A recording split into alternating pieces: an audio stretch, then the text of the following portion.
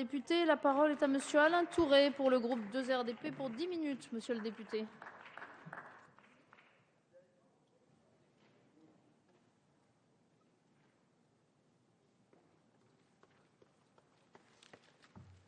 Merci Madame la Présidente. Monsieur le Ministre, c'est une tâche bien difficile qui vous est demandée. En effet, qu'est-ce qu'on en attendait?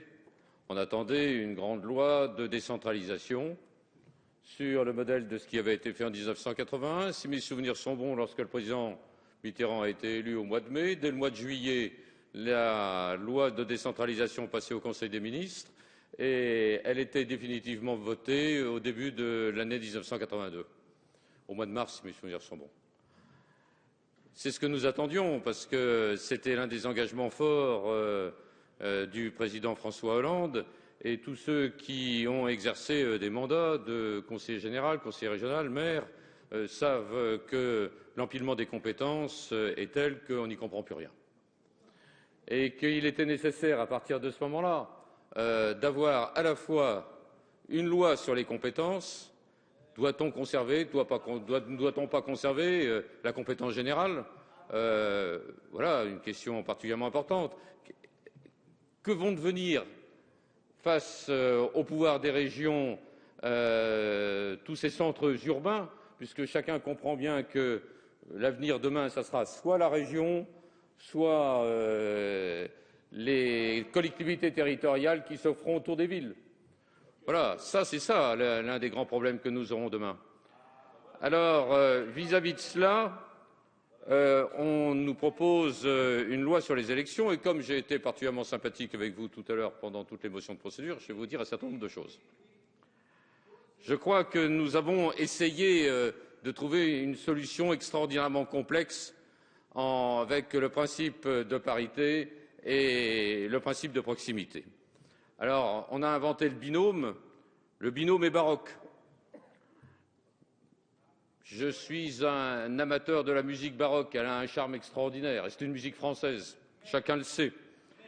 C'était celle du XVIIIe à Versailles. Mais enfin, elle a eu ses limites, puisque, avec la Révolution française, la musique baroque a disparu.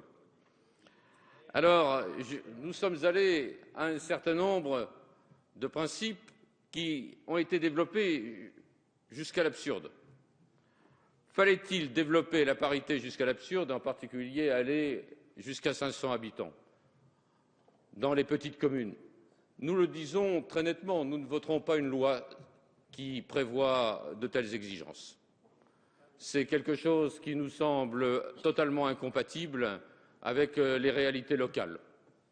Et on ne peut pas se mettre en dehors des réalités locales. Et puisque le président Pélissard est là, je connais la position des maires de France, on doit les écouter à ce niveau et la sagesse l'impose. La deuxième chose, Monsieur le Ministre, c'était en ce qui concerne le fléchage. Très franchement, là aussi, j'ai l'impression d'avoir affaire à du baroque. Parce que je comprends bien que l'on veuille donner un peu plus de pouvoir aux représentants de l'intercommunalité par la légitimité qu'il pourrait y avoir à les faire désigner. Très franchement, jusqu'ici, comment ça se passait? Ils étaient désignés par les conseils municipaux. Moi-même, je suis maire depuis 32 ans, j'ai jamais siégé dans une intercommunalité, parce que je considérais que même si j'étais maire de l'une des principales communes de cette intercommunalité, c'était mes adjoints qui devaient y aller. Voilà, on s'était mis d'accord sur cette répartition des rôles en la matière. Ça a très bien fonctionné. Là, avec ce problème de fléchage, ça me pose des problèmes très complexes. Donc, j'ai le sentiment qu'on a manqué une occasion. On a manqué une occasion parce que je pense que c'était le moment d'élire directement les représentants de l'intercommunalité. Il fallait les élire directement. Ça aurait posé à terme un problème avec l'existence d'un certain nombre de maires et de communes, bien évidemment. Mais est-ce que ce problème n'est-il pas déjà posé? Alors même que l'on voit que les dernières compétences, qui sont les compétences scolaires, sont directement dévolues maintenant au sein de l'intercommunalité au détriment des communes. Voilà, c'est une réalité. Alors, je crois qu'à ce niveau-là, nous allons vers égalitarisme et uniformisation. Est-ce que c'est véritablement ce que l'on veut? J'aurais une réflexion à vous faire, Monsieur le Ministre, maintenant, en ce qui concerne les départements, leur existence, les régions, leur existence. Est-il normal de rester dans cette carte qui remonte à la Révolution française pour les départements? Est-il normal de rester dans cette carte qui remonte à la 4e République pour les régions? Je vais vous donner le témoignage d'un élu normand. J'ai là également un autre député normand, mon ami Goasdoué. Mais enfin, nous avons 2 régions qui ont été déterminées par un décret. Voilà. Déterminées par un décret à un moment donné parce qu'il fallait faire plaisir d'un côté à M. Le Canuet, de l'autre côté à M. Dornano.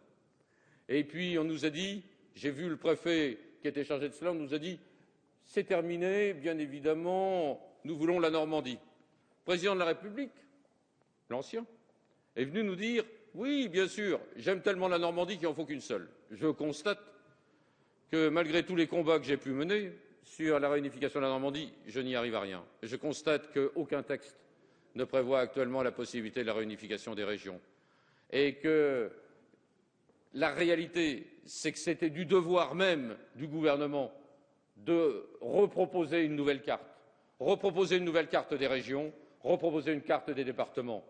Mais nous sommes interpellés par l'Alsace. L'Alsace vient de décider quelque chose d'extraordinaire, la fusion de 2 départements avec la région. C'est, à mon avis, incontestablement la possibilité là de créer un véritable pouvoir local, régional, départemental, qui permettra aux élus d'exercer toutes leurs compétences vis-à-vis et à côté de l'État. En Normandie, on aurait pu avoir un département Seine-Maritime et Eure, un autre département Calvados, Orne-Manche et une région. Voilà, à mon sens, ce qui aurait eu là véritablement du poids, la prise en compte des réalités là-dessus. Or, je ne vois aucun texte qui prévoit ça. C'était pourtant dans le rapport que présidait M. Balladur, avec l'excellente présence de mon ami Valigny et de Pierre Mauroy. Et ils avaient proposé cela. Ils avaient proposé effectivement que l'on s'en tienne à une 50aine de départements et qu'il y ait véritablement une réunion de tout un certain nombre de départements là-dessus. La Savoie, par exemple, c'en est un exemple. Vous mettiez la Drôme et l'Ardèche. Enfin, je ne vais pas revenir sur tout cela. Mais il y a là incontestablement une grande occasion qui a été manquée. Et cette grande occasion manquée s'appuie sur le fait qu'actuellement, nous sommes dans un brouillard total sur les nouvelles compétences des régions, des départements et des communes. Jusqu'où va-t-on aller? Qu'est-ce qui va se faire? Or, le principe électoral doit appuyer le principe de compétence. Et c'est en cela que, malgré tout le talent que vous avez, qui est immense, on se rend bien compte que vous marchez sur une jambe et sans béquille. Parce que ne pas avoir le principe des compétences à côté du principe électoral, c'est quelque chose qui m'étonne beaucoup. Et là, nous avions une grande possibilité de faire une loi sur les collectivités territoriales qui eût été le pendant de la grande loi de notre ami Gaston Defferre. Et ça, c'est, Monsieur le Ministre, et je peux vous dire quelque chose, je regrette profondément que ce ne soit pas le ministre de l'Intérieur qui soit chargé de l'ensemble de ce phénomène de décentralisation. Car je crois qu'à partir de ce moment-là, il y aurait eu une force bien supérieure qui aurait été donnée à cette loi, comme ça a été du temps de Gaston Defferre. Voilà les quelques observations que je voulais vous faire.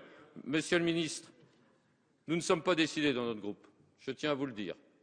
Nous ne sommes pas décidés, nous avons décidé de ne pas participer au vote au Sénat, nous avons décidé de nous abstenir en première lecture.